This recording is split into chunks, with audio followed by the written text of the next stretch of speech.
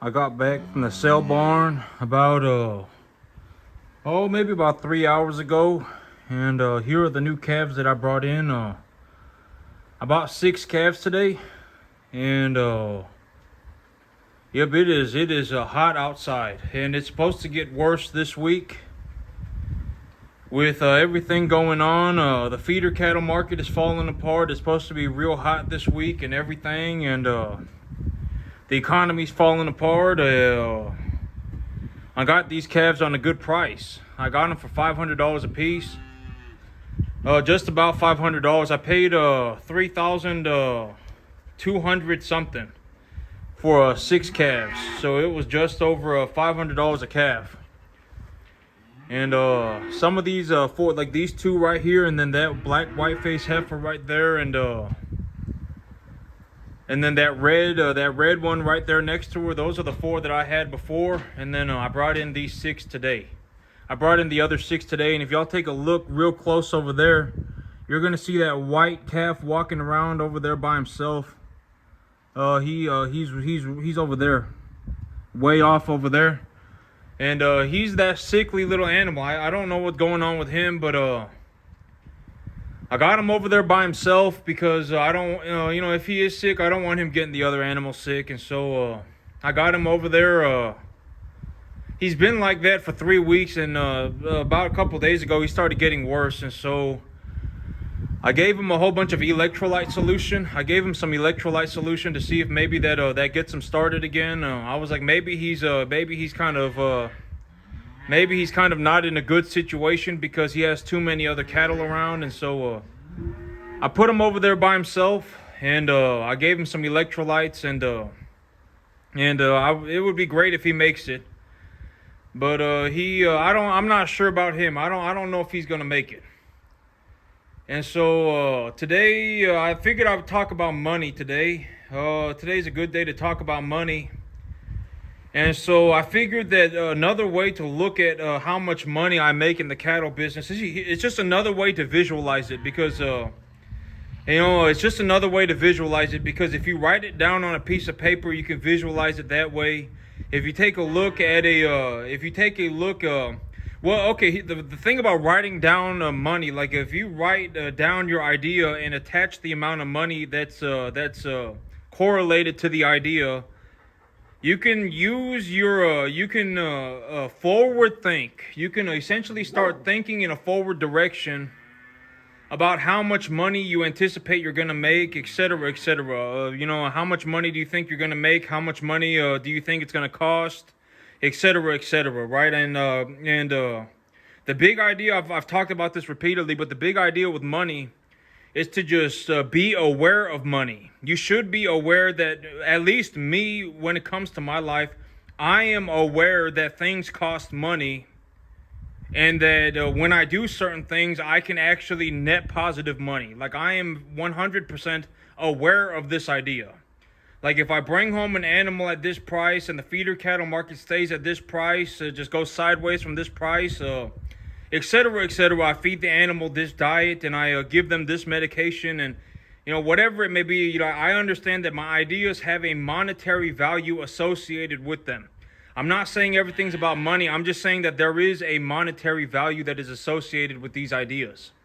And so one way to visualize money, other than just looking at money, is these calves. Okay, so I sold 7 calves. And one of them was a plainer animal. I don't know if y'all remember, I named him Short King, but he was real small, and he just wasn't ever really going to get any bigger. That's a plainer animal. He's just a miniature animal. I sold him, and then I sold 2 animals that had a wonky leg. They had a bad leg, and so I essentially got discounted on them as well. And so realistically, I sold 7 animals, but realistically, for 3 of the animals, I really only got about as much money as I would have gotten if I had, I got a fraction of the money on those 3 animals. Short King, I got plainer prices on him. I essentially got about $800-900 for him, and then the other 2 I got $400 for them too. And so essentially, if you put all 3 of those calves together, that would have been about how much money I would have made on one number 1 type animal. But but long story short, I sold 7 animals. Three of them were, two of them were they were severely discounted because of a medical injury, and one of them was discounted because he was a planer type animal. He was a miniature animal, and so I sold those 7 animals, and I brought home 10 completely healthy calves.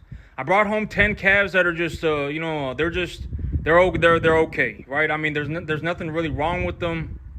I mean, et cetera, et cetera. These are 10 just completely okay calves. Are they the top of the market, straight number one type animal? No, they're not, right? I mean, they're not straight number one type animals, but they're beef animals. And I've talked about the cattle market here in Texas. Is that the cattle market here in Texas, you don't really ever see, I mean, unless you like go to a specific ranch to buy these animals, you don't really see these straight number one type commodity animals. Like, you don't see long strings of them at a time here in Texas. You just don't.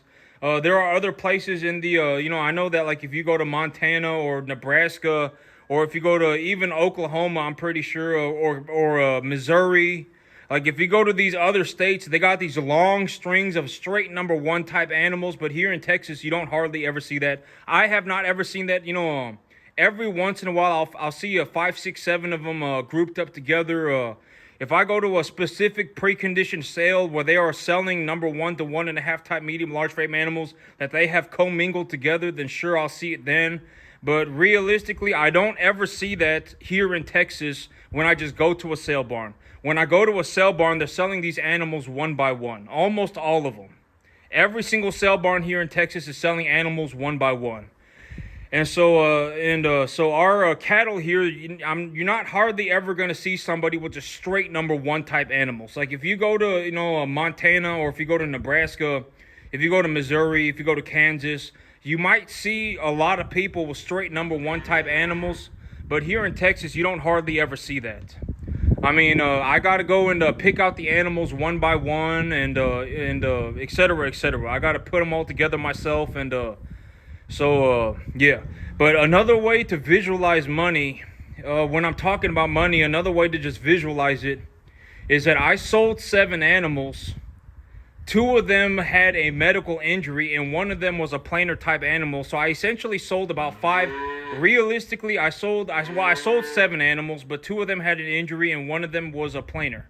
And so I sold those 7 animals, and with that money that I got from selling those 7 animals, I purchased 10 healthy calves, and I also brought home about $700 cash. So that's another way to visualize my money. And next month, or excuse me, now it's this month, it's August already. This month, I've just about sold all of my, I've got 1 animal that's got a wonky leg, and she's also got pink eye, and I gave her antibiotics for it 2 days ago, and so I didn't want to take her to the sale barn yet because I want to make sure that her eye doesn't explode. I want to make sure that at least I take care of her eye before I send her off to the sale barn. And then on the other animals, maybe I have 2 or 3 planer animals. But right now, all of my animals are practically straight number 1 to 1.5 type medium large frame animals. Straight number 1 to 1.5 type medium large frame beef animals. A majority of them. I would say at this point in time, probably about 90% or more of my animals are a number 1 to 1.5 type medium large frame animal. Maybe 80 to 90% or more. And so I did make a change to my plans. And the big change that I made to my plans is that I am not going to... so the big change that I made to my plans is that I am going to start burning the candle from both ends. I'm going to attack my situation from all different angles. I'm going to pay off my debt and increase the size of my herd at the same time. I'm going to run my farm at maximum capacity, but when my farm is at maximum capacity, I'm going to start utilizing my excess cash flow to pay off my debt. I'm not going to, because I took a look at my situation and I was like, right now my farm is at about maximum capacity. I'm probably at maximum capacity for at least another week, or maybe even 2 weeks, about another week. I'm about at maximum capacity for the next week. And so, these animals, about a week. I'm at maximum capacity for about a week. And next week, next week I'm going to be selling straight number 1 to 1.5 type medium large frame animals. The animals that I got going to market this week, they're going to be straight number 1 to 1.5 type medium large frame. There's nothing wrong with them. There's nothing wrong with them, and they're straight number 1 to 1.5 type medium large frame. Body conditioning score about 6, and I would say that the average weight on them is going to be about 550, 600. And so I'm taking those animals to market. I'm going to buy 5 replacement animals. I'm not going to utilize all my money to purchase new calves. I thought about it, and I was like, that's not a good idea because I'm out of space. My preconditioning pens are full, and I don't want, my preconditioning pens are full, and once these animals are done with their preconditioning program, I will let them out of the preconditioning pen, and once the preconditioning pen has opened back up, I will start bringing in new calves. And so right now the preconditioning pens are full, and so next week when I sell my calves, I'm going to bring home 5 replacement calves, and then I'm going to utilize the rest of the money to start paying off debt. And so I'm not going to utilize all of my money to buy new animals. It's just not a good idea. If I do that, chances are, there's going to be a big mistake somewhere, and there could be a contagious disease that goes across my herd, et cetera, et cetera. Something's going to go wrong, and so I'm going to run my farm at maximum capacity, and that's it. I'm going to put about 10 animals in the preconditioning pen, and I'm not going to put any more animals in the preconditioning pen, and then I'm going to utilize the money that I'm making to buy replacement calves, but I'm not going to utilize all of the money that I'm making to buy new calves. I'm just not going to do that. So I'm going to do both things at the same time. I'm going to increase the size of my herd, and I'm going to pay off my debt at the same time. And one way to look at it is, like what I was saying, is another way to visualize money. As many ways that you can visualize it, it's good. Like, I'm not saying turn everything into money, but understand that there is money involved. Like, when I go and I buy one of these calves, I had to pay a certain amount of money. I had to pay $540. When I sold one of my calves, I made about $1,400. Right? I mean, et cetera, et cetera. But the feeder cattle market is falling apart. And I'm not going to say, I'll say it this one time and I won't say it again. But I told you so, right? I mean, about a year ago, I was actually looking at the overall markets, and I said that I don't see anything in terms of an issue with the commodity markets. I don't see any issues, but there could be something that happens with the overall economy. There could be something that happens with the overall economy that causes the feeder cattle market to fall, right? And right now we're in a situation where like the S&P 500 fell like 10% over the last 5 days. The S&P 500 is down like 10%, and the feeder cattle market is down like 10% as well. And so and I actually said this about a year ago, and I'm actually still holding on to my bond contract. But about a year ago, actually, you can actually look up on my videos.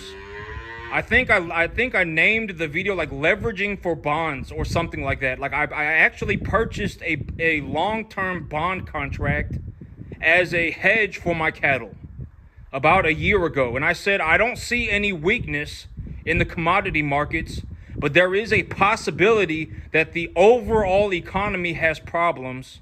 And if the overall economy has problems, that could be a problem for the cattle market.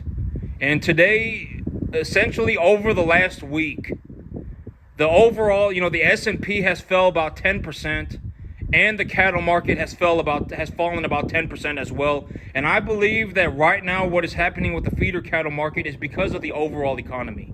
The overall economy is going down the toilet, so for whatever reason, I don't know exactly what's happening, I don't know, but economies around the world are just falling apart. From my understanding, I don't know exactly. I mean, look into it yourself, but I know that the S&P is down like 10% over the last week. And so, that's essentially a gauge for the overall economy. And so, right now, I'm just going to continue forward. The best thing that I can do with money is to just continue to be in the cattle business. I mean, if I need to increase my margins per animal, I got another field coming in. I got another field that I got working on, and I'm going to grow grass on it. And when I grow grass, it's practically free. Growing grass, I mean, it's like you put $550 worth of fertilizer on a 10-acre field, and you can legitimately grow enough grass to feed like 30 cattle, 40 cattle, like a year round. I mean, legitimately. I mean, grass is dirt cheap. I mean, if you're not baling it and you don't have all this equipment and you're not baling it, etc., etc., you're just growing grass and have the cattle on it eating it. It's almost free. It's dirt cheap. I mean, I think I paid like an average of $15 a month per animal. And when I paid $15 a month per animal, I think each one of my animals put on like 80 pounds a month. Like legitimately, I was making like a $175 on every single $15 that I invested into the business. And another way to look at this, because when I sit there and I say, I'm making a 50% return on the money, it's like you don't really understand what that is because you're not really able to see anything. But when I show you what a 50% return on capital looks like by purchasing new cattle, it just gives you another way to look at it. So essentially, I sold 7 animals. 2 of them had an injury, and 1 of them was a planer animal. I sold those 7 animals, and I purchased 10 animals, and I also brought home $750, about $700. And so realistically, I'm actually probably making more than a 50% return, but I don't really know what am I going to get for my calves right now. The market's kind of gone down the toilet, but the feeder cattle market really likes these 500-pound animals right now, and so if I was getting $1,500 for them a week ago, I might get $1,300 for them now. If I was gonna get $1,400 for them a week ago, I might get $1,200 for them now, essentially. And so I don't know exactly how much money I'm gonna make when I take my animals to market. But I will be making a profit. I mean, I'm just going to use my common sense, and I will be making a profit. I would say that about a 30 to 50% return on my money is about what I average about every 4 to 6 months. About a 30 to 50% return on my money. And another way to visualize that is like if I take 5 animals to market.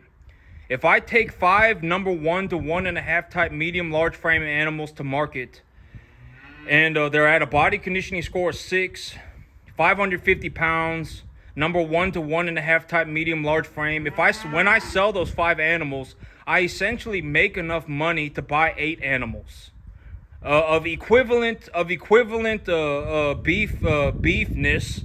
Right, they are a beef animal as well, and they're just going to be smaller. I sell them at 550 and I buy them at 175, 200, etc. Essentially. I bring them home at 175, I triple their weight, and then I sell them. And when I sell them like that, when I triple their weight and I sell them, I essentially make a 50% return on my money, 30 to 50% return. And for me to take an animal from 175 to about 550, it's going to take me about 4 or 5 months. That's essentially the long story short. And I'm not saying that you should go, okay, here's the thing. It's like if you don't know, you don't know, okay? In terms of the cattle business, if you called a lot buyer right now and asked that lot buyer to put together animals that weighed 175 to 200 pounds, I would almost guarantee that you would not be able to find a lot buyer that is willing to do that for you. Not at all. Nobody. Legitimately, most people do not want to touch these calves with a 50-foot pole. 175, 200-pound calves is like the hardest segment of the beef cattle business known to man. Ask somebody who actually knows the beef business what it's like to run 175 to 200 pound calves. Borderline impossible. Legitimately, nobody wants to do it. And if you want to see what I mean, find a local lot buyer. You can go, just find a lot buyer somewhere and ask them, will you put together 175 to 200 pound calves for me? And then see what they say. They'll say no. And when you ask them why they say no, they'll just straight up tell you because those animals are going to die. Right? I mean, legitimately. I mean, people do not want to run 175, 200 pound calves at all. Like, nobody does. I'm the only person that I know that does this essentially straight up as a business. The only thing that I do is run stocker calves. I'm getting into the backgrounding business as well. I got another field that I purchased. I'm in the process of purchasing it, and I'm going to go into the backgrounding business as well. But I'm the only person that I personally know that legitimately only raises stocker calves. Only person. And so take that for whatever it may be. And I'm not fiddling my own diddly. Go and ask somebody who's actually in the beef business. Would they run a whole bunch of these super lightweight calves, 175, 200-pound animals? Would they do it? Almost everybody would say never. You know, it's because it's like at that point, it's like you might as well just buy a 350-pound animal. You might as well. Most people, you will probably make more money if you just purchase 350-pound animals. If you really want to get into the lightweight cattle game, you're probably better off if you just purchase 350-pound calves. You should not go as low as 175. You can purchase a 350-pound calf for like $1,000, right? Me, I purchased a 175-pound calf for about 550.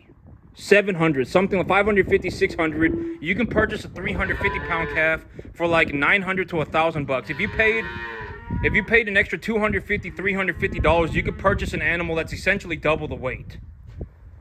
And and you're gonna have a lot less problems with that animal. When it comes to stuff like this, these super small calves, I'm essentially in the cattle medication and cattle nutrition business. I'm not even a cattleman, really. I'm not running around chasing cattle.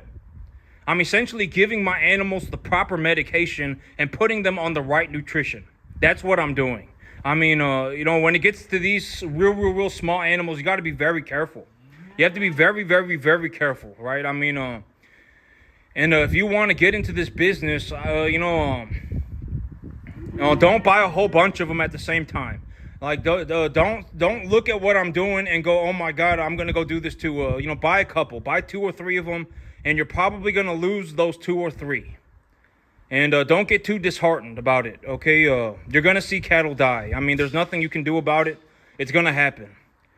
And but be ready. I mean, you're gonna have to understand cattle medication. You're gonna have to understand cattle nutrition. I mean, you're going to have to be ready to go. And, yeah, but I make when I sell 5K, I would say that right now I average about 12, but I don't know with where the market is sitting. I probably do about $14,000. I'll still probably do about $14,000 a month right now because my calves are a little bit large. I got a few animals that they're a little bit bigger than I want to raise them to, but I mean, that's okay. It's a good problem to have. But I'll probably do about 14,000 this month as well. And in the cattle business, I make about 14,000 a month. I make about a 30 to 50% return on my money every about 6 months. About every 4 to 6 months, I make a 50% return on my money. And but that's it for me today, YouTube. Y'all have a good one.